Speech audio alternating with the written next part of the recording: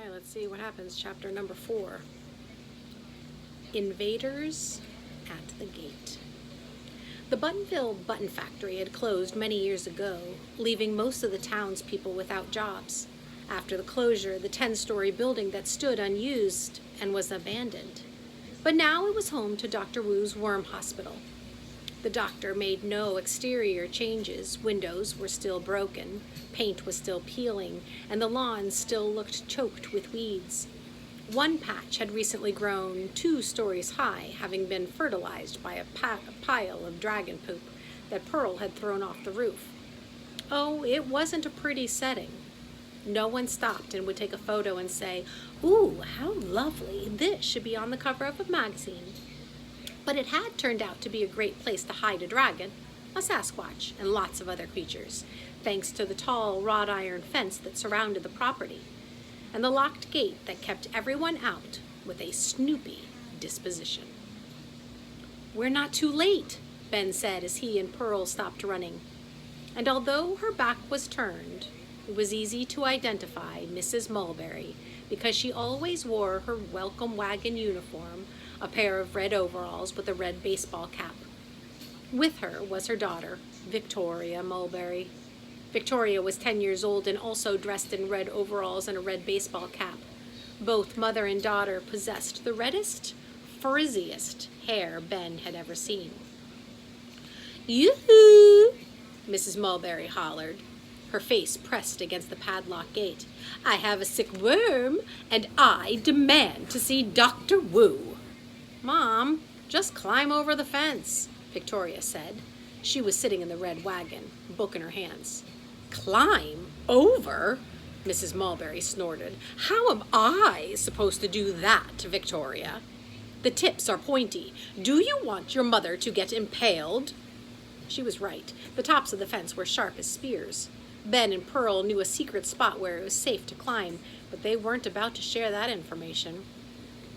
Mrs. Mulberry set down her little box on the ground, and then, with each hand gripping the metal bars, she shook the gate. "Yoo-hoo!" She shouted it again. The gate shuddered from the brute force. Good thing she didn't have a battering ram, or she would have busted right through. Ben and Pearl eyed the little box. "Maybe we should just grab it and go," Pearl whispered. Ben wasn't sure if that was a good idea. 2 weeks ago they had trapped Mrs. Mulberry in a Sasquatch catching net, but they had never tried to outrun her. He wiped a drop of sweat off his nose. Was he perspiring from the sunshine, or could this be the first sign that he was getting sick? Victoria was busy reading, so she hadn't noticed Ben and Pearl standing at the sidewalk's edge. Cautiously, they took a step, and then another, reaching out their hands. If they could get the worm box, then they could put a stop to this whole predicament. Mrs. Mulberry whipped around and sneered at them. "What are you two doing here?" It was a good thing that Mrs. Mulberry had turned around, because at that moment a dark shape flew across the sky and landed on the hospital's roof. Then the shape disappeared behind a cluster of tall chimneys. Ben exhaled with relief. Metalmouth was safe in his nest, and Mrs. Mulberry was none the wiser. "I asked you a question," Mrs. Mulberry said huffily. "What are you doing here?" "Work," Pearl blurted. "Yeah, work," Ben said, sticking his hands into his jeans pocket. "They're fibbing, Mom." Victoria peered over the top of her book. "They work on Mondays, Wednesdays, and Fridays. Today is a Tuesday." She wore a full set of blue braces and tended to spit when she spoke.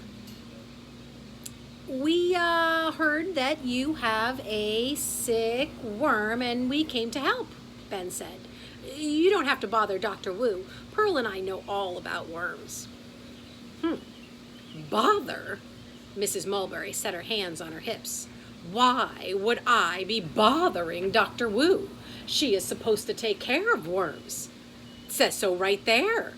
And she pointed to the sign that hung on the front gate. "Welcome to Dr. Wu's Worm Hospital.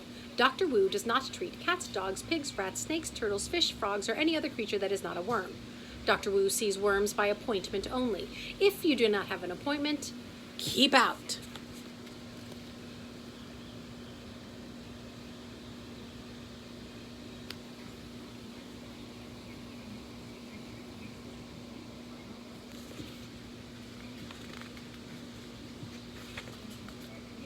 That's true, but Ben couldn't tell them that Dr. Wu was sick with something that didn't even come from this world. He pointed down the long driveway where there was a sign taped to the hospital's front door. Dr. Wu can't see you today because the hospital's closed. The worm hospital is closed until it is open. That sign always is on the door, Mrs. Mulberry said. What I'd like to know is how can a hospital be closed every day during the week? That doesn't make sense. She folded her arms tightly and scowled at the apprentices. Is there a reason that you are trying to keep me from going inside? Pearl started to chew her gum fast. Ben's toes fidgeted. There were dozens of reasons, like the switchboard operator named Violet, who was half person, half goat, and the magical portal that traveled to the imaginary world, and the yellow fairy dust that clung to Dr. Wu's hair, and we're just trying to help, Ben said. Pearl forced a big fake smile, showing the gap between her front teeth. If you give us the sick worm, Ben and I will make sure that we take care of it for you. Everyone looked down at the box.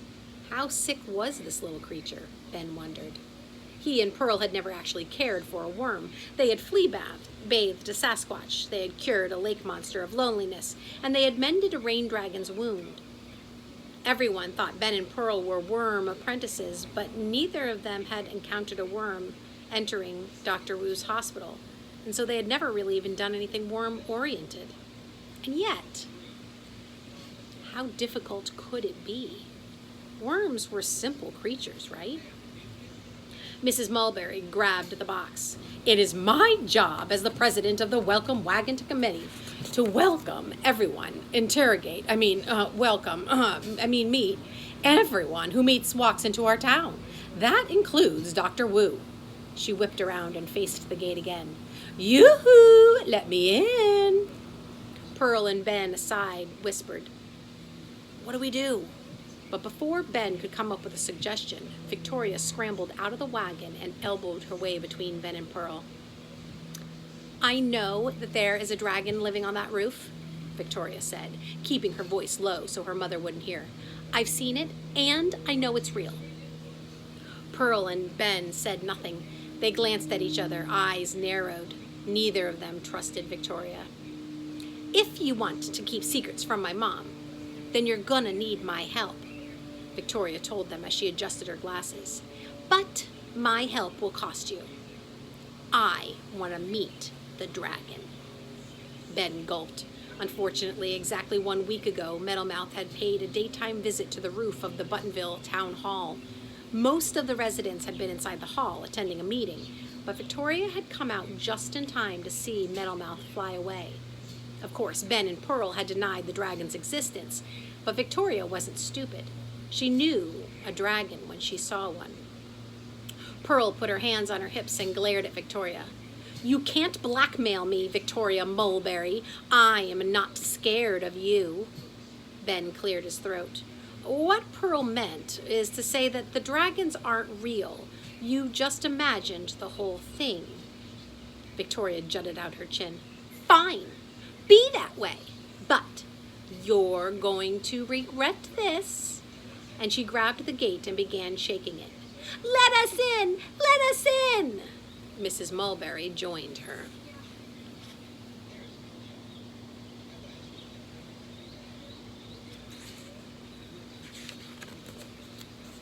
Things were taking a turn for the worse. Ben wasn't sure how to get the Mulberrys away from the hospital. He needed a good story, and he needed it fast. But then he froze. Pearl froze. Mrs. Mulberry and Victoria stopped shouting because the front door to the hospital had just opened.